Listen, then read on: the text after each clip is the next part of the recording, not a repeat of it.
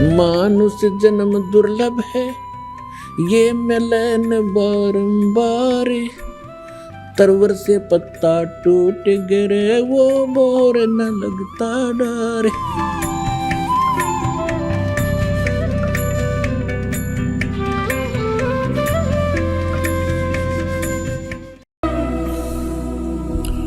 एक धर्मदास नाम के बहुत बड़े धनी व्यक्ति थे, सेठ थे। वैश्य कुल में जन्म था। भगवान श्री कृष्ण, श्री राम, विष्णु और शंकर के दृढ़ पुजारी थे। उन्होंने अपने, क्योंकि ये सभी को मालूम है कि गुरु बिन मोक्ष नहीं हो सकता, इसलिए गुरु का बनाना अनिवार्य समझ रखा है। तो गुरु बना रखे थे रूपदास जी, जो श्री विष्णु के पुजारी थे, वैष्णव साधु थे। धर्मदास जी 60 वर्ष के आसपास हो चुके थे। पैसे की कोई गिनती नहीं थी, इतना धन था उनके पास। सबसे बड़ी बात सोचने की यह पुण्यात्माओं कि इतना धनी व्यक्ति भी भगवान की चाह रखता है तो बहुत पुण्यकर्मी प्राणी होता है। जैसा भी उसके गुरुदेव ने बताया था उसी पर वो दृढ़ थे, गुरु के एक एक वचन को फाइनल मानते थे। पुण्यात्माओं, एक नियम होता है कि श्रद्धालु यानी शिष्य गुरु जी के वचन में किसी प्रकार का अविश्वास ना करे, ये नियम होता है। और इस नियम का दुरुपयोग किया इन नकली संतों ने। श्रद्धालु कहते हैं गुरु जो कहते हैं वो सत्य होता है। जब गुरु है सत्य को नहीं, उनका ज्ञान सत्य कितना होगा। जब गुरु ही नकली है, इनको कह कह का पता नहीं, तो इनका ज्ञान हो ही नहीं सकता सत्य। लेकिन वो अनजान श्रद्धालु उनको गुरु मान रहे हैं, सतगुरु मान रहे हैं, और वो कति अज्ञानी है। अब ये दास के वर्ड जो आज सुन रहा हो कोई प्रथम बार, तो यूँ सोचेगा कि रामपाल तो अपने आप ने सब तो विद्वान मान रहा है। कि नहीं, दास कोई विद्वान नहीं, लेकिन गॉड गिवन ज्ञान जरूर है दास के पास। विद्वान तो परमात्मा है, और उन्होंने ज्ञान हमें दे रखा है। उस ज्ञान का एक डंडोरा पीट रहा है दास तो, कि ये ऐसा है, ऐसा है, ऐसा है, बस भगवान ने बता रखा है। उसका दिया हुआ धन है, दास आपको बांट रहा है।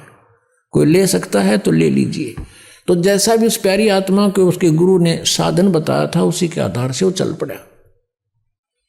गुरु जी ने बता रखा था कि हरे कृष्ण हरे राम, राधे श्याम सीताराम, राधे राधे श्याम मिला दे।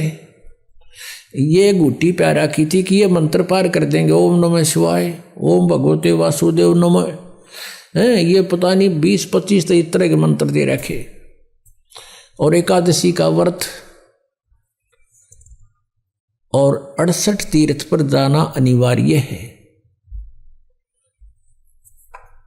इस प्रकार वो साधक, और गीता जी का नित्य पाठ करना चाहिए। ऐसे ही वो धर्मदास जी गुरुदेव के आदेश अनुसार प्रतिदिन गीता जी का नित्य पाठ करे, एकादशी का व्रत रखता था, और उसने 68 तीर्थ करने की योजना बना ली। भाई गुरु जी ने कहा है 68 तीर्थ अवश्य जाने चाहिए। वो ऐसे ही घूमते घूमते मथुरा पहुंच गए। अब द्वारका तो न पाई को ना, क्योंकि द्वारका तो समुद्र में डूब गई थी। ना द्वारका भी धक्के खुआओ। ये कृष्ण जी एक तो सुख कर गए थे कि वो द्वारका तो कोई ना रही उड़ा चौक बुलाओ ना, तो वहां भी धक्के खुआते, बहुत दूर पड़ा हो यहाँ से। तो मथुरा पहुंच गया, और वहां उस तालाब में जहाँ श्री कृष्ण जी कहते हैं कृष्ण जी नहाया करते थे, गौ चराया करते थे, उस तीर्थ में, जोड़ में, तालाब में। और उन तालाबों का ऐसा पानी जो गधे भी ना पी, और उसमें श्रद्धालु नावे और आचमन ले उसका। अब आत्मा को तो भगवान की चाह है किसी तरह मिल जाए, उसने प्राप्त करना है, लेकिन उसका वे ठीक नहीं है, तो तरीका मार्ग ठीक नहीं, कैसे मिलेगा वो भगवान। अब धर्मदास जी सुबह सुबह स्नान करके उस जोड़ में, तालाब में, मथुरा के में जिसमें वो सैकड़ों आदमी नहावे, गंद माच रहा, और वहीं से लोटा भर के पानी का उसने अमृत जान के वहां रख लिया। लिपा पोती करी, यानी कुछ ग्राउंड लिपा, मड प्लास्टर थे, गाय का गोबर मिला के मिट्टी में, और वहां पर फिर बैठ के लगा नित नियम करने। परमात्मा पूर्ण ब्रह्म अपना अन्य रूप बना के, एक जिंदा महात्मा का रूप बनाकर वहां पहुंच गए, बैठ गए धर्मदास जी से 50 फुट की दूरी पर। जिंदा महात्मा होते हैं जो मुसलमानों के अंदर जिंदा महात्मा बोलते हैं उनको, जिंद पीर। उनकी काला ओवरकोट होता है, घुटनों के नीचे ताई का, एक अच्छा अंडरवियर पहनते हैं लंबा सा, एक टोप सिर पे, काला ही टोप और काला ही चोगा। अब बैठ के दूर जानते और सुन रहे हैं गीता जी के पाठ को। धर्मदास जी बड़ी लय ला के पढ़ रहा है संस्कृत को, और फिर जैसा भी उसके गुरुदेव ने अनुवाद किया था, अनुवाद भी सुना रहा है। अनुवाद सुनाना इसलिए शुरू कर दिया कि सामने एक भक्त बैठा है और दिखे है मुसलमान, लेकिन मेरी बातों से प्रभावित बहुत है, बड़ा ध्यान से सुन रहा है। अब धर्मदास जी ने गीता जी का 7वां अध्याय पूरा पढ़ दिया, क्योंकि इसमें सारे 30 श्लोक हैं, और कुछ 8वें अध्याय के भी मोटे मोटे कुछ कुछ सुना दिए। जैसे 8वें अध्याय के 5वें और 7वें श्लोक में गीता ज्ञानदाता कहता है कि अर्जुन तो मेरी शरण में आ जा,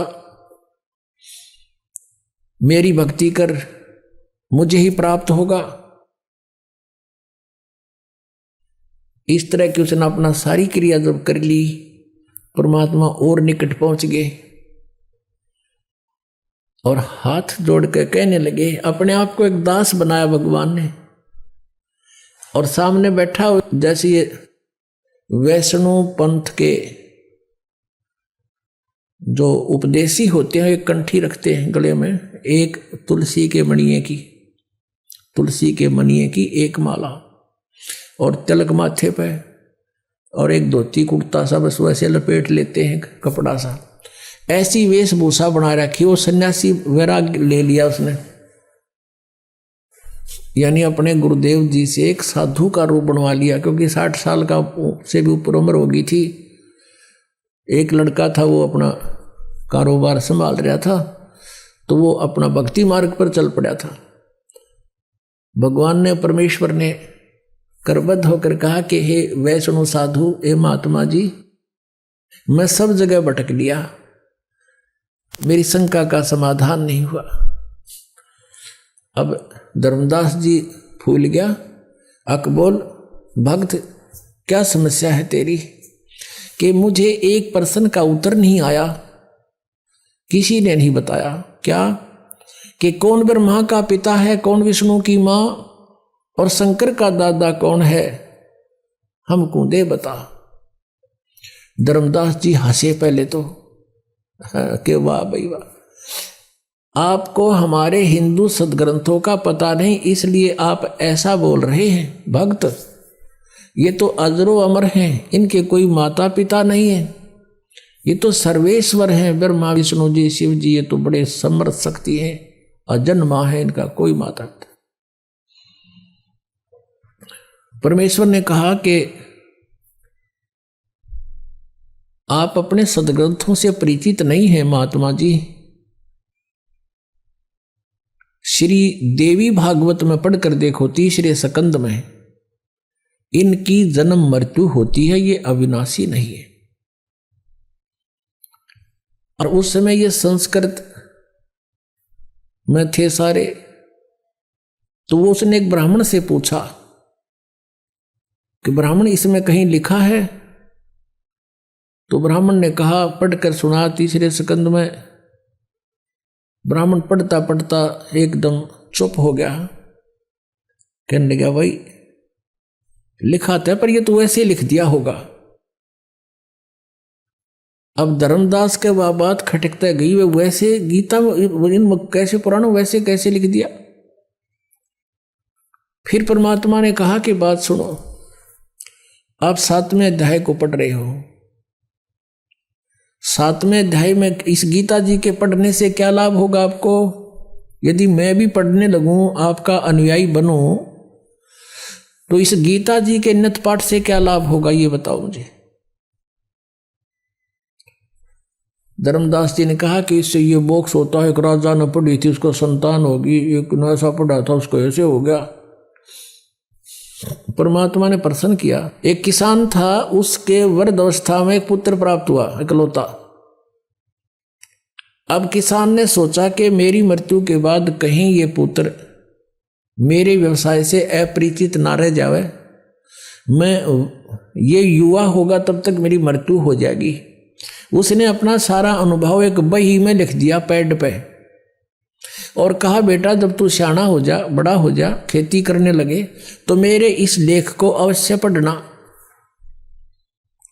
अब वो किसान का पुत्र उसको पढ़ रहा अपने पिता की मृत्यु के उपरांत, उसके द्वारा दिए गए अनुभव के उस लेख को डेली पढ़ता है।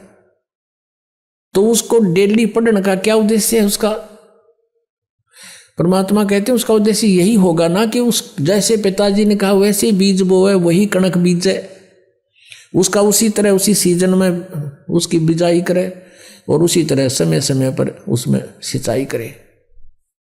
कहा जी हाँ बिल्कुल ऐसा ही है, और उसका फायदा क्या लिखने का।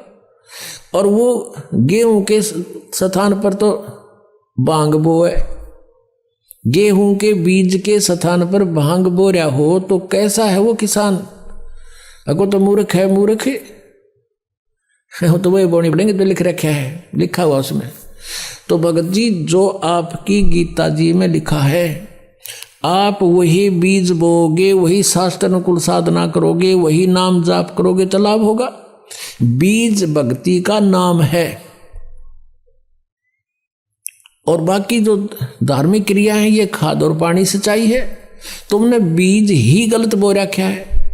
गीता जी में कहीं पर है हरे राम हरे कृष्ण, कृष्ण कृष्ण हरे हरे, सीताराम राधे श्याम, राधे राधे श्याम मिला दे, ओम नमः शिवाय, ओम भागवते वासुदेव नमः, है तेरी गीता जी में कहीं लिखा? रख नहीं। फिर तू इन रट्टा लाने लग गया तो उस किसान के मूर्ख पुत्र से कम है? अरे जो गीता में लिखा वैसे करोगे तो लाभ होगा। इसमें एकादशी का व्रत लिखा कहीं? 6 अध्याय के 16वें श्लोक में मना किया है कि अर्जुन ये योग यानी साधना भक्ति ना तो अधिक खाने वाले की और ना बिल्कुल ना खाने वाले की कभी सफल नहीं होगी। बिल्कुल ना खाना व्रत रखना एकादशी का, सारा दिन भूखे मरते हो तुम। अब गीता पढ़ते उसने रखी थी, गोट रखी थी धर्मदास जी ने, परमात्मा की एक एक बात छाती में लग गई थी। अरे तू गीता जी को सिरोधार्य मानता है, भगवान के आदेश विरुद्ध तू साधना कर रहा है। 16वें अध्याय के 23वें श्लोक में लिखा है शास्त्र विधि को त्याग कर जो मनमाना आचरण करते हैं उनकी ना गति होती, ना उनको कोई सिद्धि प्राप्त होती, ना उनको कोई सुख होता, यूजलेस। अब यो मन बड़ा शैतान है, यो जल्दी से हार नहीं मानता। अब सारी समझ रहा है, सुन रहा है और हृदय में जा रही है। अब क्या हुआ? क्योंकि काल को पता लग गया कि तेरा एक आदमी जाओगा, काल फंस गया तो इसके वो अंदर से प्रेरणा कर दी कि तू, उसने मन में आई कि ये मुसलमान है और ये वैसे बकवास कर रहा है। सभी तो राम नाम ऐसा ही जप रहे हैं, सभी तो इन नामों का जाप करें पूरे हिंदू समाज में। तो उसने क्या कहा धर्मदास ने परमात्मा को कि जिंदा तेरी बात मैंने बहुत कड़वी लगे और तू महात्मा है ना, मैं तेरे साथ लड़ पड़ता तो साधु वेश में है।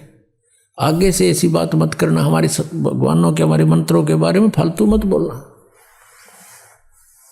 परमात्मा उसी समय जान गए काल आ गए विष में, अंतर ध्यान हो गए, भगवान वहां से अदृश्य हो गए। अब सामने आदमी बतलावे, अरे एकदम ओझल हो जाए तो कलजा पाट जा। और कुछ लाला जी था, सामने से भगवान एकदम अदृश्य हो गए। उसी समय उसका तो धक्का सा लगा और उसने सोचा देख सारी सच्ची बात बताओ थे, सब सत्य सत्य बोल रहे थे, मेरे भाग फूट गए। ये तो कोई फरिश्ता था, कोई भगवान का भेजा हुआ दूत था, मैंने बड़ी गलती करी और सब बातें सही कह रहा था। अब परमात्मा ने यहां भी बताया था कि जिस तालाब में तू नहा के आया है इसमें पता नहीं कितने जीव मार दिए तने। अब धर्मदास को जो मालिक ने बताई थी तू पूजा पढ़े गीता ने, और गीता जी के 8वें अध्याय के 13वें श्लोक में पढ़ ले कि ओम इति एकाक्षरम ब्रह्म विवरण माम अनुसमरण ये प्रयाति तजन देहम सयाति परमाम गतिम। मुझ ब्रह्म का केवल एक ओम अक्षर है, नथिंग एल्स।